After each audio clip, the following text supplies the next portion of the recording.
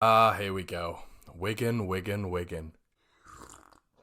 Everybody, welcome back to Conor here, and we are back with your Wigan preview. Oh, God, we need to get revenge on this lot, don't we? So, we're back with your Wigan preview. You guys are doing absolutely fantastically well. We've got a lot to go through here, so let's get on with it.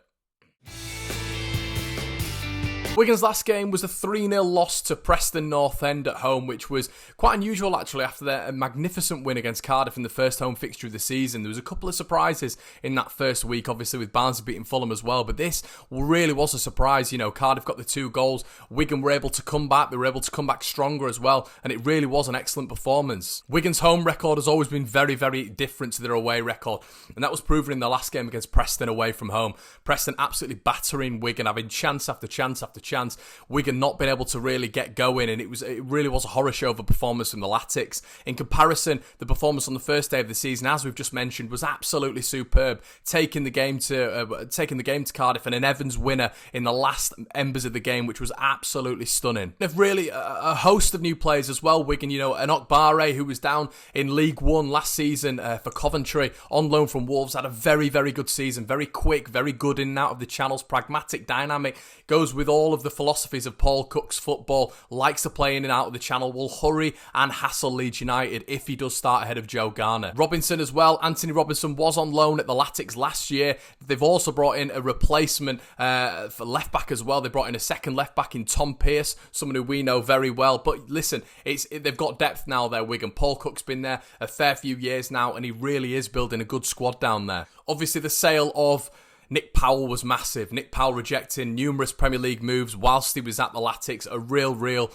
honourable member of their team, really good on the ball, off the ball. I feel he could fit into most teams in the Championship, to be honest. An excellent player on his day as well, and he's definitely going to be a miss for the Latics throughout this season. But they also brought in Kiefer Moore from Barnsley as well. Now, this is really significant because Wigan are going to try exposures on set pieces. Leeds United were excellent against Salford. Graham Alexander, the Salford boss, actually came out afterwards and said how wonderful we were at defending set pieces. And it is something different, obviously, because the Forest game, we were so bad, really, at defending corners. The height difference was huge. I actually had someone on my video saying it's insignificant that players are 4-5 inches bigger than their opposition player. It is not insignificant. It's huge on set pieces, and you could see that because Forest won 4 out of 4 headers from offensive positions. The other signings as well that were key for Wigan this season, Jamal Lowe, who has come in from Portsmouth, a big signing that for Wigan. There were a lot of teams after his signature. Leeds were rumoured as well. 2.63 million got his services secured to Wigan. A really big move from Paul Cook, and someone who I believe is going to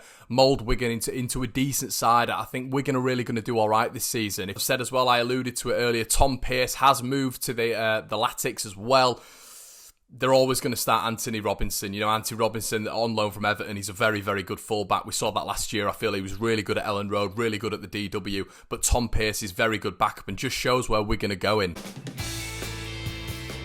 My pre-match thoughts, well, this is the team that I would go with for the game against Wigan. The one obvious change probably is the formation in the 4-1-4-1. I would also go Helder Costa on the wing. I just feel his chance creation, how he's able to terrify defenders, is something that, you know, we saw against Salford with a brilliant performance. And it is something that we've seen, you know, in the last 2 games when he's come off the bench. I would love to see him start for Leeds United. I think he's a superb player at this level, and I feel we're missing a trick if we don't start him. After just watching the press conference as well, we have figured out that Marcelo Bielsa is going to start with this team. It's the exact same team that did face Nottingham Forest. Listen, I'm alright with that team. We created a lot of chances. My only bugbear with it is, you know, we keep talking about how we created 10, 11 chances. We weren't able to put them away against Forest. They defended, counter-attacked Leeds, and, you know, that's where they got the joy from the set piece, and that is exactly what we're going to do to Leeds. So let's just hope we can make those chances count, which obviously means Jack Harrison is going to be starting on the left, Pablo's going to be starting on the right, and then you're going to get Click and Forshaw in the middle with Calvin just behind and Patrick Bamford up top. So it's going to be an unchanged Leeds United side. I'm not 100% sure. I did a poll on Twitter as well just to see what you guys thought. There was a massive response.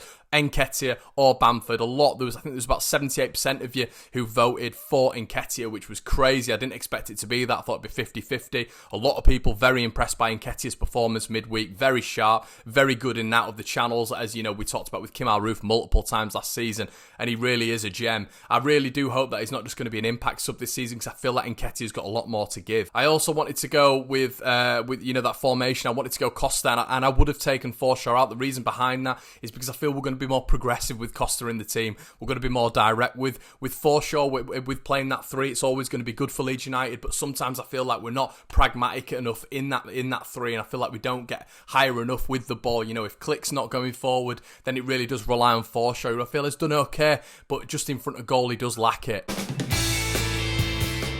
Anyway, guys, my score prediction for this game is going to be a 2-0 Leeds United win. I do think we're going to get it over the line. I think we're just going to be a little bit too strong for Wigan. I do think we'll see the likes of Helder Costa and Eddie Nketiah feature as well, which is going to be huge. I think we're going to grind them down. I think the possession is going to be a little bit too much for them. And out, guys, we need to be looking for revenge against Wigan. Leeds need to be clinical this game. We saw against Nottingham Forest that we got paid, you know, we weren't able to take our chances, so they hit us, you know, and that can happen to this Paul Cook's Wigan side. They've got a lot on the counter-attack, and they're a very good side, so Leeds need to make sure the chances count. It is absolutely imperative in this game. So do I think Leeds United will get the win? I do, but we have to make our chances count. Lastly, guys, I just wanted to give my thoughts on the Amazon documentary that is coming out tomorrow on Amazon Prime. A lot of other teams hating on Leeds. I don't really understand why. Leeds have done nothing wrong. All we're doing is featuring an Amazon Prime documentary. I'm so happy for the club. It's going to be really good to see the inner workings of Leeds United and what we do and how Bielsa works. Many clubs don't get to see that insight. I saw it with Sunderland and Netflix. It was so interesting. And I think this, with Amazon Prime's first big documentary on a football side, a 6 to 8 part series, docu-series sort of thing. It's going to be very interesting to see the inner workings of Leeds United, and Leeds have been the chosen club to be picked for that. No other club in the division, even the clubs that got promoted, didn't get that, you know, accolade. So it's excellent what's happened with Leeds and Bielsa, and it's great for the club as well, so I can't wait to watch. Obviously, Bielsa's come out and said he will not be watching the documentary, which doesn't surprise me at all, but I think as Leeds fans, we're all going to buy Amazon Prime memberships, and we're all going to be sat there watching this. I'm probably going to burst it out within an 8-hour spurt during the day. But yeah, no, it's going to be really interesting. Let me know what you guys think in the comment section below with what we've spoken about today. I know it's been short and sweet. Let me know what you think in the comment section below on your lineups. Would you start Nketiah? Would you start Bamford? Would you start Costa? Would you start Forshaw? How would you guys go about it? Obviously, we know Bielsa's team now. Would you go with something a little bit different? Let me know in the comment section below. Please leave a like on this video as well, guys. Likes are a massive indication for whether or not you guys are enjoying the content. You know, we really do take into account what happens with the likes and the comments and the ratios and stuff. So please like the video if you are enjoying these reviews and previews and everything we're doing on Leeds TV. A lot of work does go into it. And if you are a local business and you're interested in sponsoring the channel, get in contact via our social handles and our email. I'll see you in a bit.